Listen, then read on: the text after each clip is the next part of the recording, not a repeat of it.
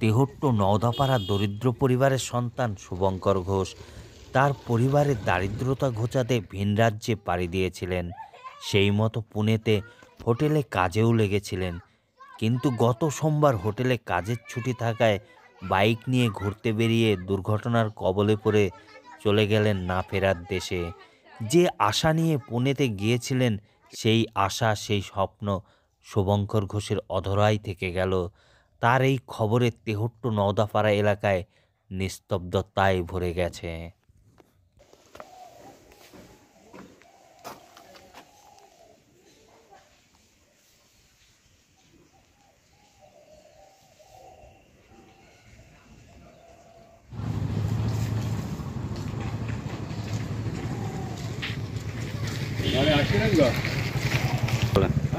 সন্ধ্যেবেলায়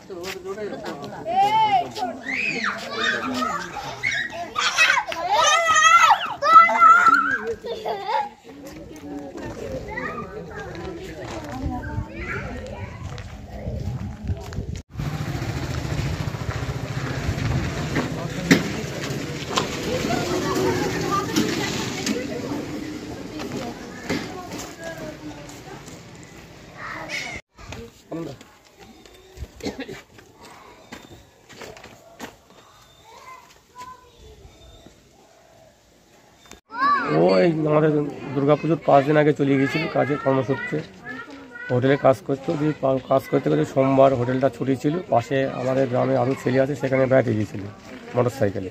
ঘুরতে পাকে একটা মোটর সাইকেলে অ্যাক্সিডেন্ট হয়ে যাওয়ার পর সঙ্গে সঙ্গে এখানে খবর আসে। খবর আসার পরে ওর দাদা, ওর দিদি এখান থেকে প্লেনে চলে যাচ্ছি, এবং আজকে আমাদের সেই ডেড বডি বৈকাল 5টার মধ্যে বাড়িতে পৌঁছাবে। ওই ছেলেটার নাম কি? শুভঙ্কর ঘোষ। বয়স কিনা? বয়স 27। কবে ঘটনা ঘটেছে? সোমবার তো সোমবার না, গত সোমবার গত সোমবার ঘটনা ঘটেছে। ওই দিন কি এখানে বাড়িতে লোক চলে গেছে? না, মঙ্গলবারে গেছে। তারপরে ওখান থেকে ওরা কি রেজাল্ট, কবে ঘুরবে? ওরা আজকে মোটামুটি 5টার মধ্যে ঘুরবে।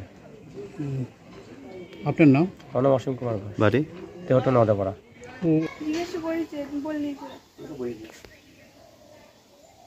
ওই মা সবাই ছিল, দিদারা দাঁড়া করে